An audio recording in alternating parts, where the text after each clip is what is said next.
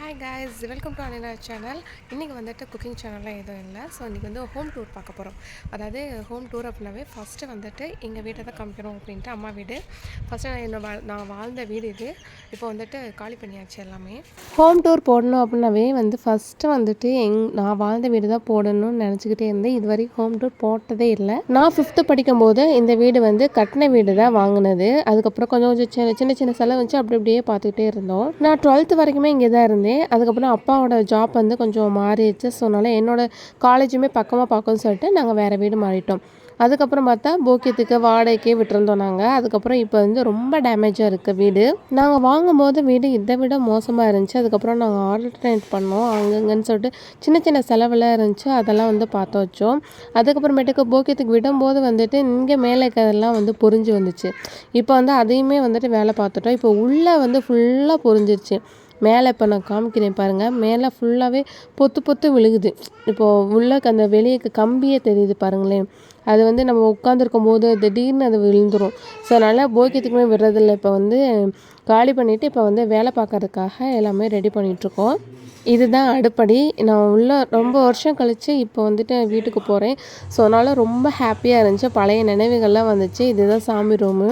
பின்னாடி வந்து கிணறு இருக்கிறனால எப்பயுமே வீடு வந்து கூலிங்காக இருக்கும். பட் வந்து என்ன ஒரு மைனஸ் பாயிண்ட்னா பின்னாடி கிணறு இருக்குது, வீடு வந்து எப்பயுமே வந்து பொரிஞ்சுக்கிட்டே இருக்கும் அப்படிங்கிறது வந்து யோசிக்கவே இல்லை.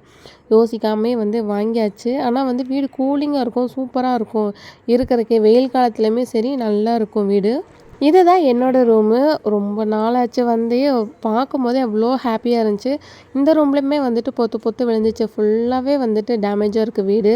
இந்த சின்ன சின்ன செலவு பண்ணுறதுக்கு வீடவே இடிச்சிட்டு கட்டிடலாம் போல். அந்த அளவுக்கு ஃபுல்லாகவே வந்துட்டு டேமேஜாக தான் இருக்குது. எல்லா பக்கமும் பொரிஞ்சிருக்கு. எல்லாமே வந்து வேலை பார்க்கணும். ஆனால் இடிச்சிட்டு கட்டுற அளவுக்கு இப்போதைக்கு முடியாது. பட்ஜெட் ரொம்ப இதாகும். இதை தொட்டோம்னாலுமே வந்து 2-3 வந்துடும் நினைக்கிறேன். நாங்கள் இருக்கும்போது குட்டியாக இருந்துச்சு தேக்கு மரம். இப்போ நல்லா வளர்ந்துருச்சு.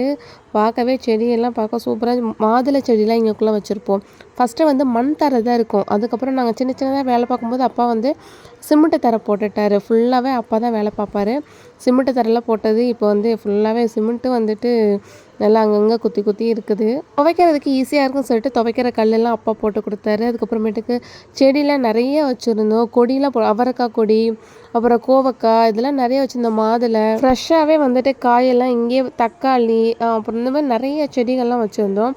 பின்னாடி ஒரு தேக்கு மரம் இருக்கும். மொத்தம் 3 தேக்கு மரம் இருக்கும், 2 தென்னை மரம் இருக்கும். எல்லாமே குட்டி குட்டியாக தான் வச்சுருந்தோம். இப்போ நல்லா எல்லாம் பெருசாகிட்டாங்க எல்லோரும். ஆனால் இங்கே இருக்க தேங்காய் வெளியே நம்ம சாப்பிட்ற தேங்காய் விட இங்கே இந்த மரத்து தேங்காய் இளநீ வந்து ரொம்பவே சூப்பராக இருக்கும். அப்படியே இனிக்கும். நான் 10th படிக்கும்போது இந்த பின்னாடி கோயில் மாதிரி விநாயகருக்கு சின்னதாக எனக்கு கோயில் கட்டி கொடுங்கப்பா அப்படின்னு சொன்னேன் நான். ஸோ அதனால் வந்து தென்னை மரத்துக்கு அடியில் பார்த்தீங்கன்னா காமிச்சிருப்பேன். அதுதான் வந்து சின்ன கோயில், என்னோடய குட்டி கோயில். ஈவினிங் வந்தோடனே வந்துட்டு விளக்கு பொருத்துவேன் நான். இதுதான் கிணறு. ஃபுல்லாகவே தண்ணி மேலே வரைக்குமே இருக்கும். எங்களோட செவருக்கு பக்கத்தில் வரைக்குமே இருக்கும். இங்கே மேலே பார்த்திங்கன்னா டெய்லி பாம்பு பார்ப்போம். இந்த திட்டில் வந்து வெயிலில் வந்து படுத்துட்டு அதுக்கப்புறமேட்டுக்கு கொஞ்சம் நேரம் கழித்து வெயில் குறைஞ்சோடனே உள்ளுக்குள்ளே போய்க்கும். ஃபஸ்ட்டெல்லாம் பாம்பு அப்படின்னாவே பயமாக இருக்கும். இப்போ வந்துட்டு என்னென்னா சர்வசாதாரணம் ஆயிடுச்சு. ஏன்னா டெய்லியும் நாங்கள் பார்த்து பார்த்து சர்வீஸ் ஆயிடுச்சு. அந்த மாதிரி ஒரு நாளாக டியூஷன் விட்டு வரும்போது வந்து பார்த்திங்கன்னா எங்கள் அம்மா அண்ணா எல்லாருமே வெளியே நின்றுட்டு இருந்தாங்க. என்னடா நின்றுக்கிட்டு இருக்கீங்க வெளியே அப்படின்னு சொல்லி கேட்டுக்கிட்டு இருக்கும்போது உள்ளே போ அப்படின்னாங்க. சரி நானும் சர்வசாதாரணமாக உள்ளே போயிட்டேன். நான் கடைசியில் பார்த்தா முன்னாடி இந்த படிக்கு கீழே வந்துட்டு பாம்பு இருந்திருக்கு. நான் பயப்படுவேன் சொல்லிட்டு என்கிட்ட சொல்லவே இல்லை.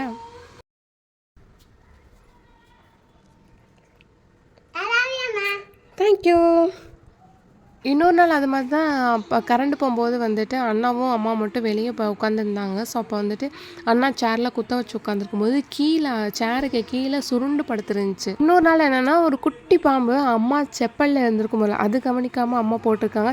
என்னடா நுழுன்னு இருக்குது, என்னமோ பண்ணுதே அப்படின்னு சொல்லிட்டு பார்த்தா செப்பலை கழட்டி பார்த்தா பாம்பு. நல்ல வேளை குட்டி பாம்பு தான். நிறைய பாம்பு பார்த்ததுனால கொஞ்சம் சர்வசாதாரணம் ஆயிடுச்சு. நம்ம குட்டிக்கு இங்கே வந்ததுக்கு ரொம்ப ஜாலியாக இருந்தான்.